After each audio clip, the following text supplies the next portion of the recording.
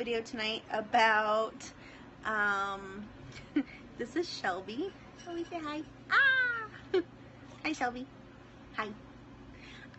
Excuse me. Sit down. Sit. I wanted to do a video tonight about my saddles and the changes that I'm planning on doing for this upcoming riding season. This winter's been really weird. I'm really ready for it to not be winter anymore. Excuse me. I'm going to be making some changes to my gear so that I can better do the things that I want to do this summer. I want to do more trail riding with my mom. I'm really excited about it. I'm really looking forward to it. And I want to make some changes that'll make that more comfortable for longer rides. I have a couple different saddles that I use, and I want to try to use one more frequently. It's way more comfortable. So I'm going to show you what I'm doing, and I thought that would be fun. Plus, thinking about riding season and riding tends to make the winter more tolerable. It gives me something to look forward to. Oh look, Shelby's on the couch. So I'll show you what I'm going to be doing. Here we have the two saddles that I'm going to be working with. The saddle on the right is a Corbett Magic. The saddle on the left is an adjustable saddle by Libra Equestrian. I don't know if that company's still up and running anymore, but it's a really cool saddle. I've had the Corbett for about 14 years and the Libra saddle for, I don't know, 4 years now. The Corbett doesn't quite fit my horse. I've been kind of making do and keeping her as comfortable as I can, but it's not very comfortable for long trail rides. And the Libra saddle, it's really comfortable, it's really squishy. It's also treeless and it's really adjustable, and I'll show you how it adjusts. I'm hoping to use that saddle more to trail ride in, and I'll show you what I'm hoping to do with it. My plan is to take these stirrups, these, off of my Corbett and put them on my Libra saddle. One being, I really like these stirrups. They're composite stirrups.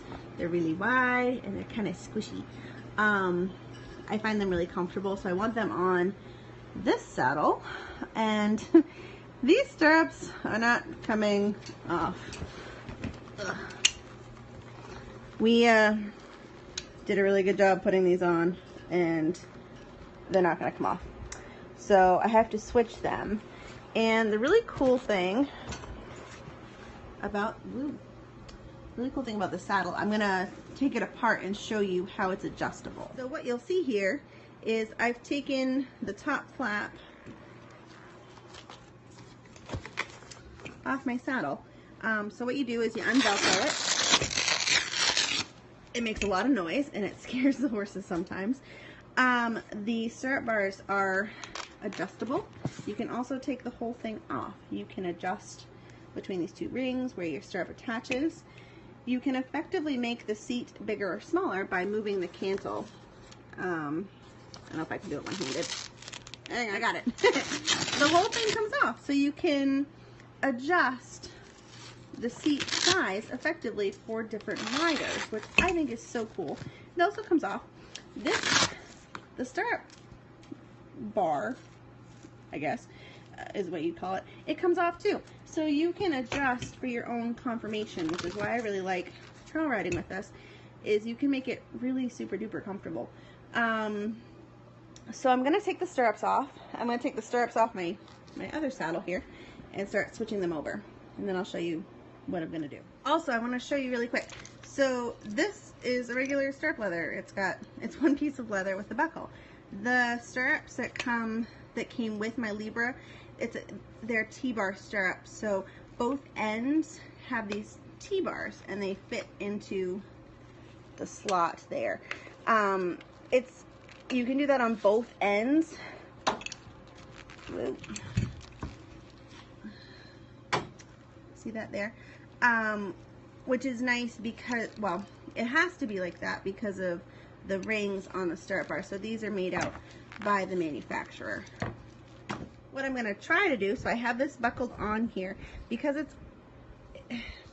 the way the saddle is constructed, I don't want this buckle up under my leg, up under my thigh. So what people do is I don't know if this is going to work.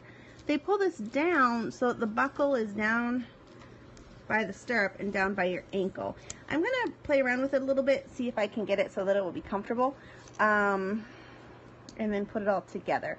But that's kind of the idea. That's kind of what I'm hoping to do, to get these stirrups on that saddle. So I have my stirrups on my saddle, and you'll notice I have these fleecy tubes.